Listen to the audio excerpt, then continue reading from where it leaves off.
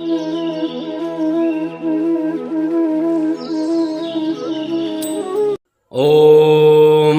गणेशाय नमः। अथ श्री रुद्रविभूतिस्तोत्रम्।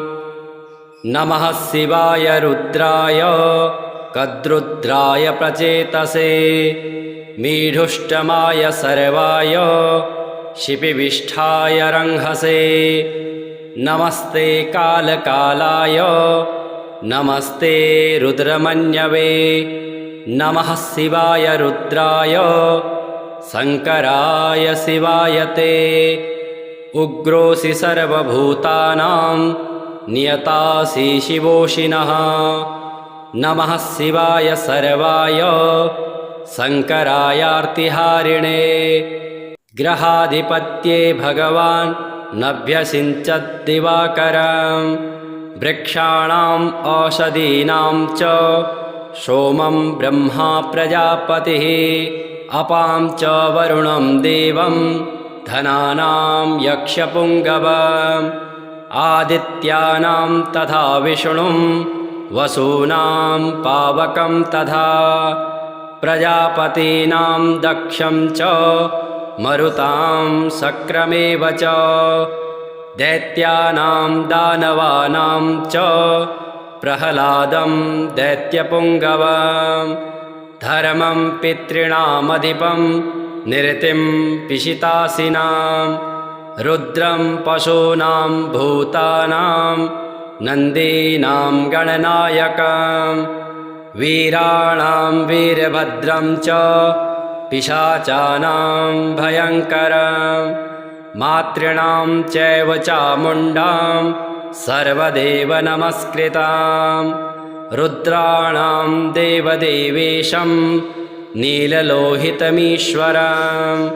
विघ्नानां व्योमजं देवं गजास्यं तु विनायकं। स्त्रीणां देवीम् उमादेवीं वचसां च सरस्वतीं। विष्णुं मायाविनां चैव स्वत्मानं जगतां तथा। हिमवन्तं गिरीणां तु नदीनां चैव जाह्नवीं। समुद्राणां तु सर्वेषामधिपं पयसां निधिं। वृक्षाणां चैव चाश्वत्थं पलक्षं च प्रपितामह। गन्धर्वविद्याधरकिन्नराणामीशं पुनश्चित्ररथं चकार। नागाधिपं वासुकीमुग्रवीर्यं सर्पाधिपं तक्षकमुग्रवीर्यं। दिगवारणानाम् अधिपं चकार गजेन्द्रमेरावतमुग्रवीर्यं। सुपर्णमीशं पततामथाश्वराजा नामुच्छः स्रवशं चकार। सिंहं मृगाणां वृषभं गवां च मृगाधिपानां सरभं चकार। सेनाधिपानां गुहमप्रमेयं श्रुतिस्मृतीनां कुललीशमीशम्। अभ्यसिञ्चित् सुधर्माणं तथा शङ्खापदं दिशां। केतुमन्त्रं क्रमेणैव हेमरोमाणमेव च।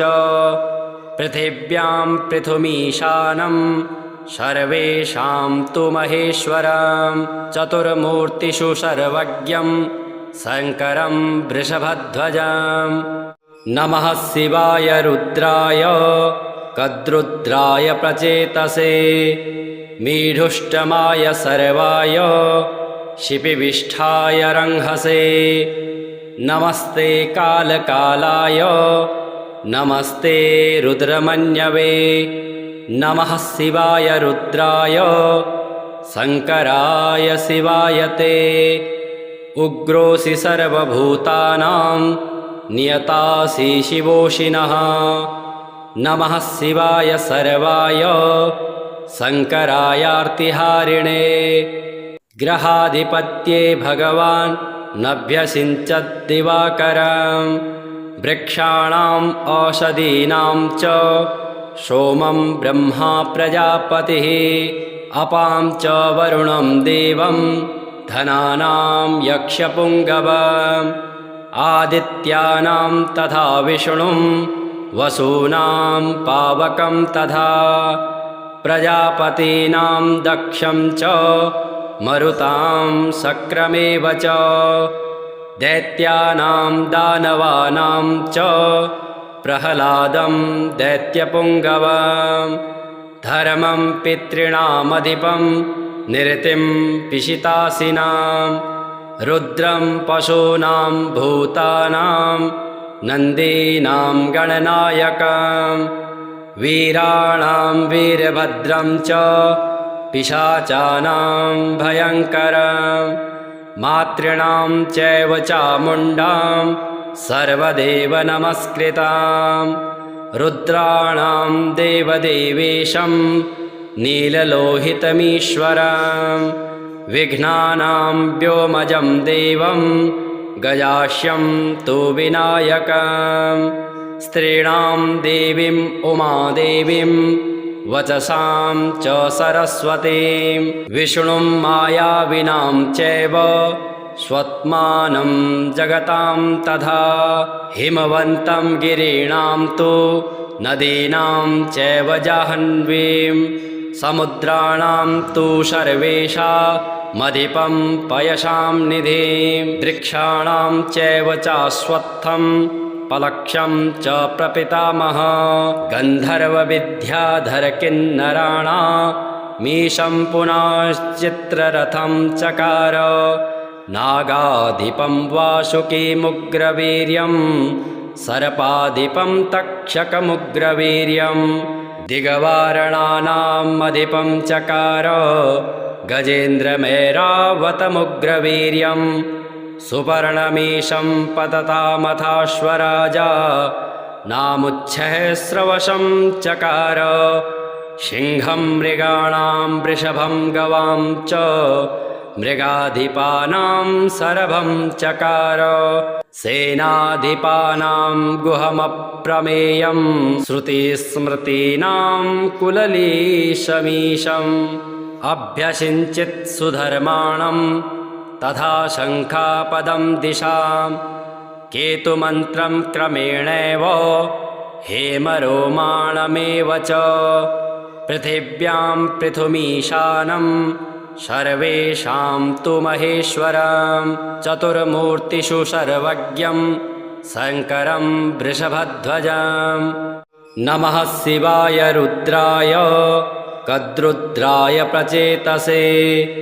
मीढुष्टमाय सर्वाय शिपिविष्ठाय रंहसे नमस्ते कालकालाय नमस्ते रुद्रमन्यवे नमः शिवाय रुद्राय शङ्कराय शिवाय ते उग्रोऽसि सर्वभूतानां नियतासि शिवोषिणः नमः शिवाय सर्वाय शङ्करायार्तिहारिणे ग्रहाधिपत्ये भगवान् नभ्यसिञ्चद्दिवाकरं वृक्षाणाम् औषधीनां च सोमं ब्रह्मा प्रजापतिः अपां च वरुणं देवं धनानां यक्षपुङ्गवम् आदित्यानां तथा विष्णुं वसूनां पावकं तथा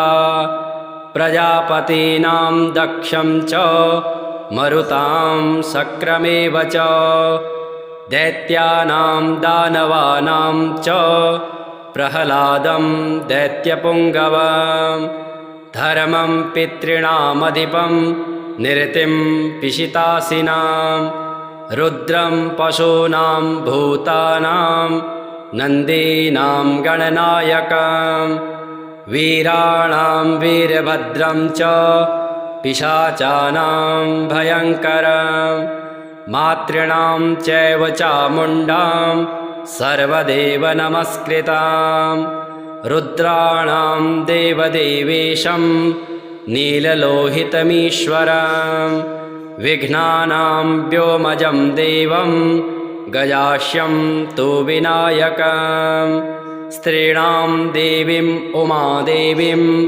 वचसां च सरस्वतीं विष्णुं मायाविनां चैव स्वत्मानं जगतां तथा हिमवन्तं गिरीणां तु नदीनां चैव जाह्नवीं समुद्राणां तु सर्वेषामधिपं पयसां निधिं वृक्षाणां चैव चाश्वत्थं पलक्षं च प्रपितामह गन्धर्वविद्याधरकिन्नराणामीशं पुनश्चित्ररथं चकार नागाधिपं वासुकीमुग्रवीर्यं सर्पाधिपं तक्षकमुग्रवीर्यं दिगवारणानाम् अधिपं चकार गजेन्द्रमेरावतमुग्रवीर्यं सुपर्णमीशं पततामथाश्वराजा नामुच्छः स्रवशं चकार